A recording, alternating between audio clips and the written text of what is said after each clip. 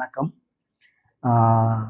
தற்பொழுது இலங்கையினுடைய பல பகுதிகளிலும் சூரியனுடைய உச்சம் காரணமாக, அதாவது ஆண்டுதோறும் 2 தடவைகள் இலங்கைக்கு மிக அண்மித்த பகுதியில் சூரியன் வருவதுண்டு. அல்லது இன்னொரு வகையில் சொல்வதனால், பூமி ஆண்டுக்கு 2 தடவைகள் சூரியனுக்கு அதனுடைய சுழற்சி சுற்றுப்பாதையில் ஆண்டுக்கு 2 தடவைகள் அண்மித்து வருவதுண்டு. அந்த 2 தடவைகளையும் நாங்கள் சூரியனுக்கு அண்மிக்கின்ற நிலைமையை அண்மை நிலைமை என்று சொல்வோம். அதே போன்று நீள்வட்ட பாதையில் பூமி சூரியனை சுற்றுகின்ற பொழுது 2 தடவைகள் செய்மை நிலையில் இருப்பதும் உண்டு.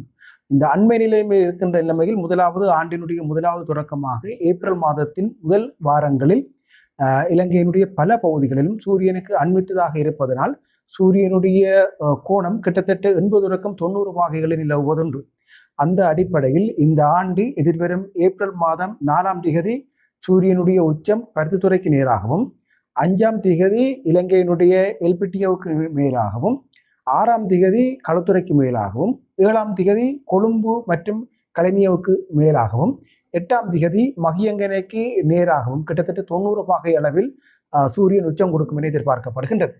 கடந்த காலங்களிலும், கடந்த 3 ஆண்டுகளிலும் அல்லது கடந்த பல ஆண்டுகளாக இந்த காலப்பகுதிகளில் சூரியனுடைய உச்சம் உயர்வாக இருந்த பொழுதிலும் கூட வெப்பநிலையினுடைய அளவு ஒப்பீட்டு ரீதியில் மிக குறைவாக இருந்தது. இதற்கு காரணம், கடந்த 4 ஆண்டுகளாக லானினோ நிலைமை நிலவியதன் காரணமாக சூரியனுடைய உச்சம் மிகவும் உயர்வாக இருந்தாலும் கூட அவற்றினால் ஏற்படக்கூடிய பாதிப்புகள் என்பவை கணிசமான அளவு குறைவாக இருந்தது. ஆனால் இம்முறை லானினோனுடைய தன்மை முடிவடைந்து கிட்டத்தட்ட எல்லினோவுக்குரிய ஆரம்ப கட்டங்களில் இருப்பதனால் இந்த தற்பொழுது நிலவுகின்ற சூரியனுடைய உச்சம் அதிகளவிலான வெப்பநிலைமையை ஏற்படுத்தும் என எதிர்பார்க்கப்படுகின்றது.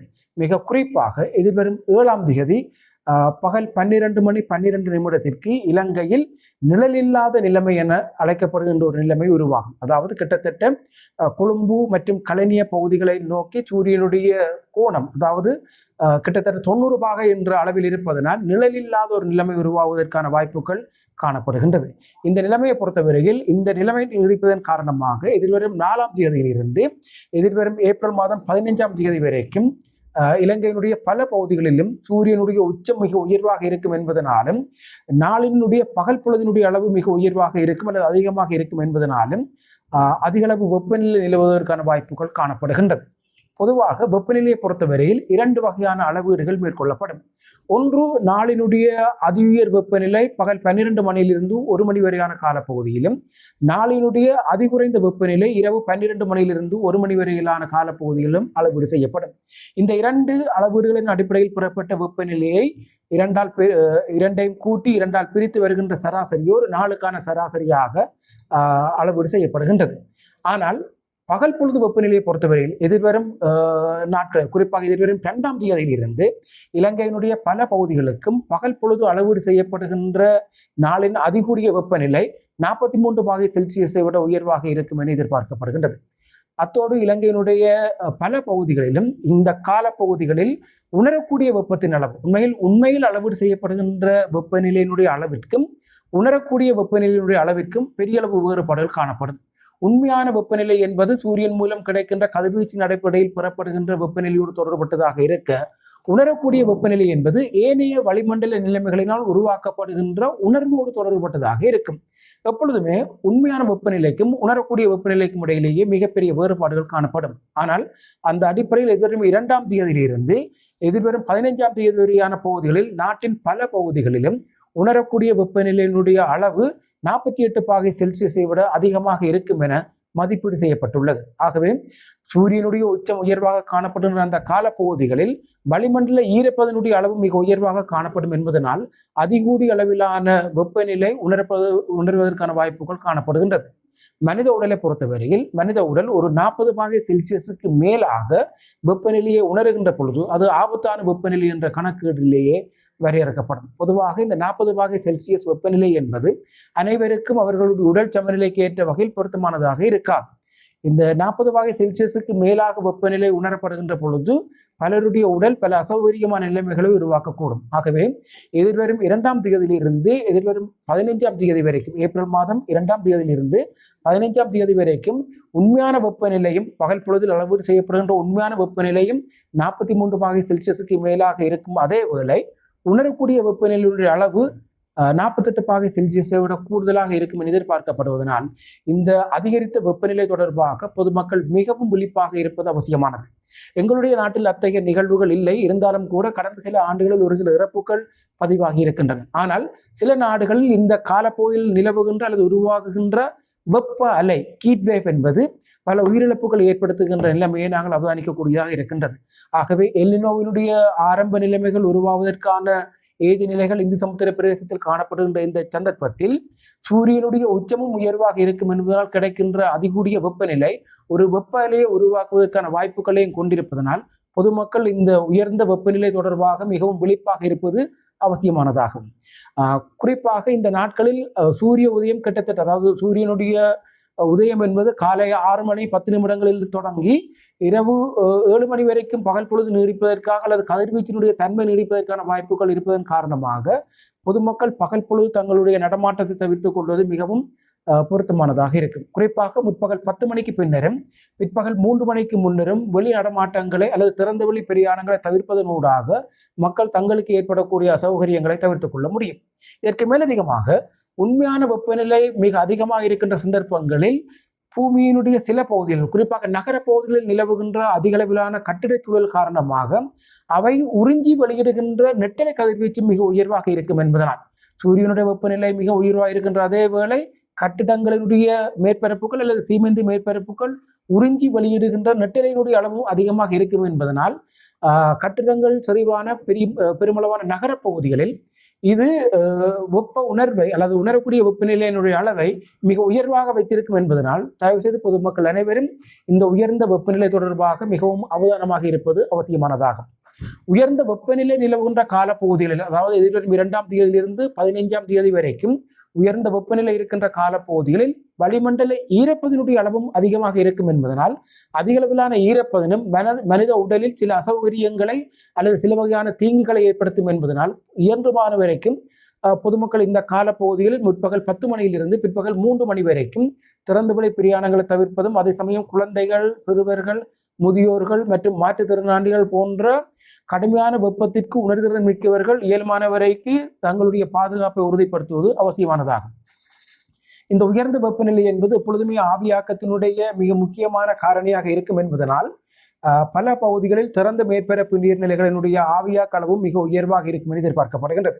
அத்தோடு எங்களுடைய நீர்ப்பாசன நடவடிக்கைகளும் நாங்கள் காலமை பொழுதுகளை மேற்கொள்கின்ற பொழுது அதில் கிடைக்கின்ற பெருமளவான நீர் ஆவியாவதற்கான வாய்ப்புகள் காணப்படுவதால் நாங்கள் நீர்ப்பாசன நடவடிக்கைகளிலும் ஒரு மாற்றத்தை கொண்டு வந்து பயிர்களுக்கு இறைக்கின்ற நீரினுடைய அளவினுடைய உச்சம் முழுவதும் பயன்படக்கூடிய வகையில் மாலை அல்லது இரவு வேளைகளில் நீர்ப்பாசன வசதிகளை மேற்கொள்வதனூடாக கிடைக்கின்ற மேலதிகமான அதிகளவிலான ஆவியாக்கத்தை கணிசமான அளவு கட்டுப்படுத்த முடியும்.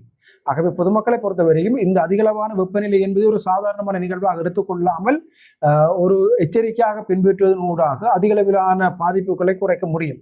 பொதுவாக உலகம் முழுவதிலுமே ஏற்படுகின்ற இந்த அதிக வெப்பநிலை என்பது பல பிரதேசங்களில் அதிகளவிலான உயிரிழப்புகளை ஏற்படுத்துகின்ற ஒரு மிக முக்கியத்துவம் வாய்ந்த ஒரு வானிலை அனர்த்தமாக வரையறுக்கப்பட்டிருக்கின்றது. ஆகவே அதுபோன்ற ஒரு சூழ்நிலை எங்களுடைய பிரதேசங்களுக்கு இருப்பதன் காரணமாக அதிகளவிலான வெப்பநிலை இருக்கின்ற இந்த சந்தர்ப்பங்களில் பொதுமக்கள் தங்களுடைய பாதுகாப்பை உறுதிப்படுத்திக் கொள்வது அவர்களுக்கு ஏற்படக்கூடிய பாதிப்புகளை கணிசமான அளவு குறைக்கும் என எதிர்பார்க்கலாம்.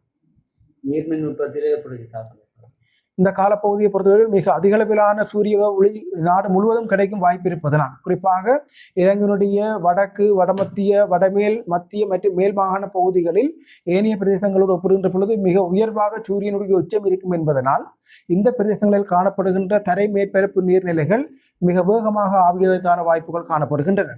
ஏற்கனவே எங்களுக்கு கடந்த ஆண்டு நவம்பர் மாதம் 27, 28, 29ஆம் தேதிகளில் நிகழ்ந்த டிக்டா புயலினால் எங்களுடைய தரை மேற்பரப்பு நீர்நிலைகள் மிக அதிகளவிலான நீர்கொள்ளளவை எட்டியிருந்தாலும் கூட தற்பொழுது நிலவுகின்ற மிக உயர்வான வெப்பநிலை மிக அதிகளவிலான ஆவியாக்கத்தை தூண்டும் என்பதனால் இது சில சமயங்களில் நீர்மின் உற்பத்தியிலும் ஒரு கணிசமான அளவு பாதிப்பு ஏற்படுத்துவதற்கான நிலைமைகளை கொண்டிருக்கிறது. ஏனென்றால் குறிப்பாக எதிர்வரும் 2ஆம் தேதியிலிருந்து 15ஆம் தேதி வரைக்கும் கிட்டத்தட்ட 14 நாட்கள் மிக உயர்வான வெப்பநிலை நிலவும் என்பதனால் ஆவியாக்க விகிதமும் கிட்டத்தட்ட 80% மிக உயர்வாக கடந்த காலங்களோடு ஒப்பிடுகின்ற பொழுது 80% விட உயர்வாக இருக்கும் என எதிர்பார்க்கப்படுகின்றது. ஆகவே நீர்மின் உற்பத்தியும் இந்த அதிகளவிலான வெப்பநிலையினால் ஏற்படுகின்ற ஆவியாக்கத்தின் காரணமாக ஒரு சவாலுக்கு உட்படக்கூடிய நிலைமை காணப்படுகின்றது.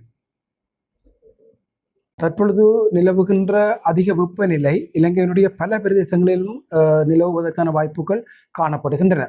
இக்காலப்பகுதியை பொறுத்தவரையில் நாட்டினுடைய அனைத்து பகுதிகளிலுமே சூரியனுடைய உச்சம் மிக உயர்வாக இருக்கும் என்பதால் நாடு முழுவதிலும் மிக உயர்வான வெப்பநிலை நிலவுவதற்கான வாய்ப்புகள் காணப்படுகின்றன. இந்த உயர்வான வெப்பநிலை நிலவுகின்ற இந்த காலப்பகுதியை பொறுத்தவரையில் வெப்பச்சலனத்துக்குரிய செயற்பாடுகள் அதிக அளவில் இடம்பெறுவதற்கான வாய்ப்புகள் காணப்படுகின்றன. குறிப்பாக கிடைக்கின்ற அதிகளவிலான வெப்பநிலை காரணமாக மேற்பரப்பு நீர் ஆவியாகி உடனடியாகவே குளிர்வடைந்து மாலை அல்லது அதிகாலை வேளைகளில் மழையாக கிடைப்பதற்கான வாய்ப்புகள் காணப்படுகின்றது. இந்த வெப்பச்சலன மழையை பொறுத்தவரையில் எதிர்வரும் 3ஆம் தேதியிலிருந்து நாடு முழுவதும் ஆரம்பித்து எதிர்வரும் 10ஆம் தேதி வரைக்கும் நாட்டின் பல பகுதிகளிலும் அவ்வப்பொழுது நிலவுவதற்கான வாய்ப்புகள் காணப்படுகின்றன. ஆனால் மிக முக்கியமான ஒரு விடயத்தை நாம் கருத்தில் கொள்ள வேண்டும். இந்த மழை என்பது முதலாவது இடைப்பருவ காலத்தில் தோன்றுகின்ற மேற்காவுகை அல்லது வெப்பச்சலன செயற்பாடு அல்லது உகைப்பு செயற்பாட்டினால் உருவாகி இருக்கின்ற மழை என்பதனால் இது இடிமின்னலோடு தொடர்பட்ட மழை என்பதனால் இந்த மழை கிடைக்கின்ற பொழுது இடிமின்னல் நிகழ்வுகளும் நிகழ்வதற்கான வாய்ப்புகள் காணப்படுகின்றன. ஆனாலும் இந்த மழையை பொறுத்தவரையில் மழை நிலவுவதற்கு முன்னர் மிக அதிகளவிலான ஈரப்பதன் உள்ளடக்கம் கொண்டிருப்பதன் காரணமாக மக்களை பொறுத்தவரையில் இந்த மழை வீழ்ச்சி என்பது மக்கள் எதிர்பார்த்த அளவுக்கு திருப்தி தருவதற்கான வாய்ப்புகள் குறைவு. ஏனெனில் மழை வீழ்ச்சிக்கு பின்னரும் முன்னரும் நிலவுகின்ற அதிகளவான வெப்பநிலை பெய்த மழை நீரை உடனடியாகவே ஆவியாக்கத்துக்கு உட்படுத்தும் என்பதனால் மக்கள் மனதளவில் திருப்திப்படுகின்ற அளவிற்கு இந்த மழை வீழ்ச்சி அமையாது. ஆனாலும் இந்த மழை வீழ்ச்சி கிடைக்கின்ற காலப்பகுதிகளில் இடிமின்னலோடு தொடர்பட்ட நிகழ்வுகள் இருக்கும் என்பதனால் இடிமின்னல் தொடர்பிலும் மக்கள் அவதானமாக இருப்பது அவசியமானதாகும். அத்தோடு இந்த மழை வீழ்ச்சியை பொறுத்தவரையில் குறிப்பிட்டு இடம் சார்ந்து அனைத்து இடங்களையும் உள்ளடக்கி இருக்காவிட்டாலும் கூட எதிர்வரும் 3ஆம் தேதியிலிருந்து 9ஆம் தேதி வரைக்கும் நாட்டின் பல பகுதிகளிலும் அவ்வப்பொழுது குறிப்பாக பிற்பகலுக்கு பின்னர் அல்லது அதிக அளவு வேளைகளில் இந்த மழை கிடைப்பதற்கான வாய்ப்புகள் காணப்படுகின்றன.